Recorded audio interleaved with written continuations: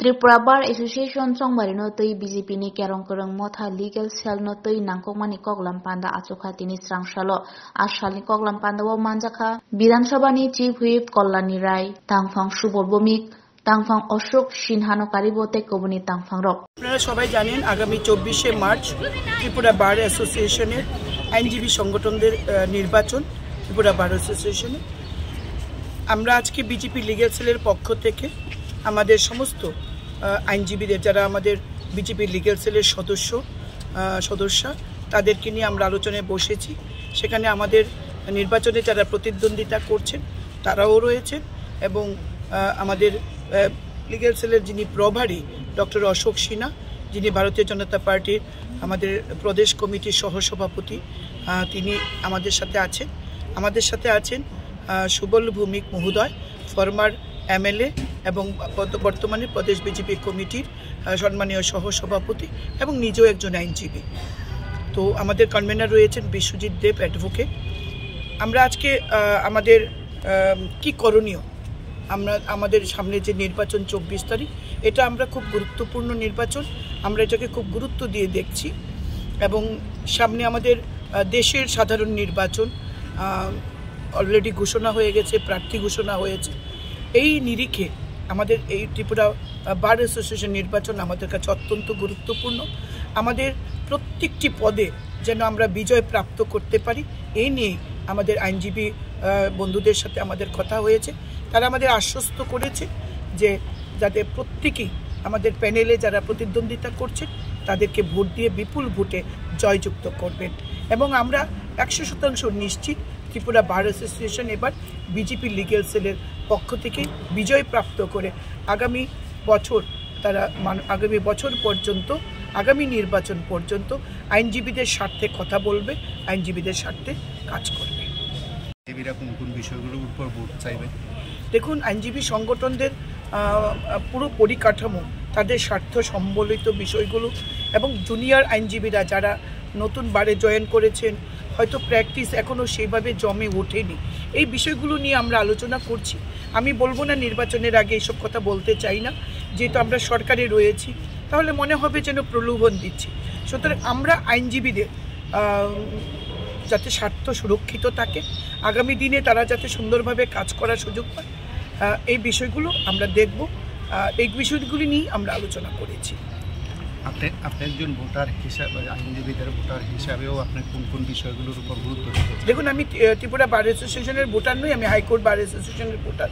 তবে এর আগে ত্রিপুরা বার অ্যাসোসিয়েশনে আমি ভোট দিয়েছি, সবসময় আইনজীবীদের স্বার্থেই ভোট দিয়েছি, বারের স্বার্থেই আমরা ভোট দিয়েছি।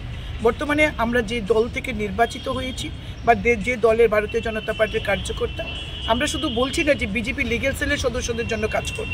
আমাদের স্লোগান নয়, আমাদের সমস্ত কর্মসূচি, সমস্ত কাজ একটা বিষয়কে মাথায় রেখে সবকা সাথ সবকা বিকাশ, সবকা প্রয়াস সবকা বিশ্বাস, সবার বিশ্বাস অর্জন করে, সবাইকে সাথে নিয়ে, সবার প্রয়াসকে সামনে রেখে আমরা সবার বিকাশ করব। শুধু আইনজীবী, বিজেপি লিগ্যাল সেলের আইনজীবীদের জন্য কাজ করবে এমন নয়, এই রাজ্যের সমস্ত আইনজীবীদের, সে যে দল পথ করুক না কেন, আমরা সবাইকে নিয়ে কাজ করব। যেভাবে দেশের প্রধানমন্ত্রী নরেন্দ্র মোদী জনকল্যাণমুখী যে যোজনাগুলি তৈরি করছেন, সেটা শুধু ভারতীয় জনতা পার্টির কার্যকর্তাদের জন্য নয়, 140 কোটি ভারতবাসীর জন্য করছেন যোজনাগুলি। সেইভাবে আমরা সারা রাজ্যের আইনজীবীদের স্বার্থের কথা চিন্তা করে আগামী দিনে আমরা কাজ করব। এটাই আমাদের প্রতিশ্রুতি, সবকা সাথ সবকা বিকাশ। আমরা তো ওই জয়টা এটা দিয়েই শুরু করতে চাই। লোকসভা নির্বাচনের জয়টা আমরা ফার্স্ট স্টেপ হিসাবে এটাই নেব, এটা জয় দিয়ে আমরা সামনে যাব। আলোচনার মাধ্যমে কি বুঝতে পারলেন, কতটুকু আশাবাদী জয়?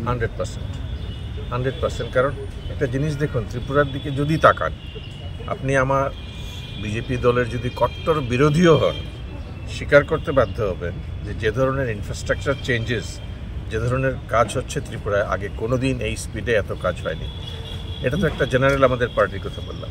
ইভেন অ্যাডভোকেটসদের মধ্যে আমাদের দল সরকারে আসার পরে যে সমস্ত সুযোগ সুবিধা আমরা দিয়েছি, এখন এটা কাউন্ট করবো না, এগুলি কোনো মানে নেই, কিন্তু অ্যাডভোকেটরা সবাই জানেন যে প্রো অ্যাডভোকেট যদি কোনো সরকার এসে থাকে তাহলে আমরা, এবং এই জন্যই আমরা জড়িত। আমরা আসলে 24শে মার্চ আমাদের ইলেকশন, এটা আমাদের বারের ইলেকশন আমাদের আইনজীবীরা ভোটদাতা এবং সকল আইনজীবী অত্যন্ত উচ্চশিক্ষিত এবং রুচিসম্পন্ন লোক। ওনারা জানেন যে কীভাবে ভোটটা দিতে হয় এবং কাকে ভোট দেবেন।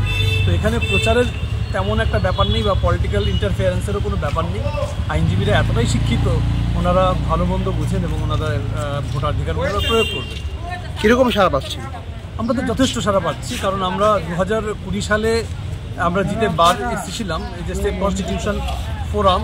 পরবর্তীকালে 2022 সালেও আমরা জয়লাভ করি। এবারও আমরা আশাবাদী, কারণ আমাদের যথেষ্ট ডেভেলপমেন্ট হয়েছে, অনেক কাজ আমরা করেছি। আমরা ওয়েলফেয়ার ফান্ড থেকে শুরু করে আইনজীবীদের যত রকমভাবে সাহায্য করা সম্ভব এবং তাদের পাশে দাঁড়ানো সম্ভব আমরা দাঁড়িয়েছি। সুতরাং আমরা যথেষ্ট আশাবাদী যে আমরা জয়লাভ করব। জয়ের পরে কোন দিকটার দিকে বিষয়ে আপনি বেশি অবগত? আমরা আইনজীবীদের রোজগার কী করে বাড়ানো যায় এবং কী করে রোজগারের পথ উন্মুক্ত করা যায় সেই দিকটা নিয়ে ভাবছি এখন। এবং আমাদের নতুন হাইকোর্ট বিল্ডিং ওই খালি জায়গাটাতে হবে, হাইকোর্ট বিল্ডিং না, আমাদের বারের বিল্ডিংটা, ত্রিপুরা বার অ্যাসোসিয়েশনের যে নতুন বিল্ডিং হওয়ার কথা ওই জায়গাতে আমরা নতুন করে বিল্ডিং হলে সেখানে আইনজীবীদের নতুন করে শিফট করা হবে। এবং আমরা আরেকটা কথা আমাদের চ্যানেলের মাধ্যমে বলতে চাই, আমরা মাননীয় মুখ্যমন্ত্রীর প্রতি অত্যন্ত কৃতজ্ঞ, কারণ এই টেনিউরে উনি আমাদের ডেকেছিলেন বারের প্রেসিডেন্ট এবং সেক্রেটারিকে কথা বলার জন্য বারের সমস্যা নিয়ে। আমরা স্বাস্থ্য বিমার কথা ওনাকে বলেছিলাম, তখন উনি বলেছেন যেহেতু আয়ুষ্মান ভারত চালু হচ্ছে সেহেতু স্বাস্থ্য বিমার আলাদা করে দরকার নেই, ওনারা সকলেই স্বাস্থ্য বিমার আন্ডারে চলে আসবে। তাছাড়া বয়স্ক আইনজীবীদের ক্ষেত্রে পেনশন এবং যারা নবীন তাদের স্টাইপেন্ডের ক্ষেত্রে কথা বলেছিল ওনার সঙ্গে, উনি বলেছেন এই ব্যাপারটা উনি খতিয়ে দেখবেন। তো আমরা যথেষ্ট আশাবাদী, রাজনৈতিক কালারের বাইরে গিয়ে উনি সিদ্ধান্ত নেবেন। এবং এ ব্যাপারে আমি আমাদের মুখ্যমন্ত্রী শ্রী মানিক সাহাকে ধন্যবাদ জানাই, উনি যে সময় দিয়েছেন এবং ওনাদের প্রতি আমি কৃতজ্ঞ। আপনার পরিচয়? আমি ত্রিপুরা বার অ্যাসোসিয়েশনের সেক্রেটারি কৌশিক।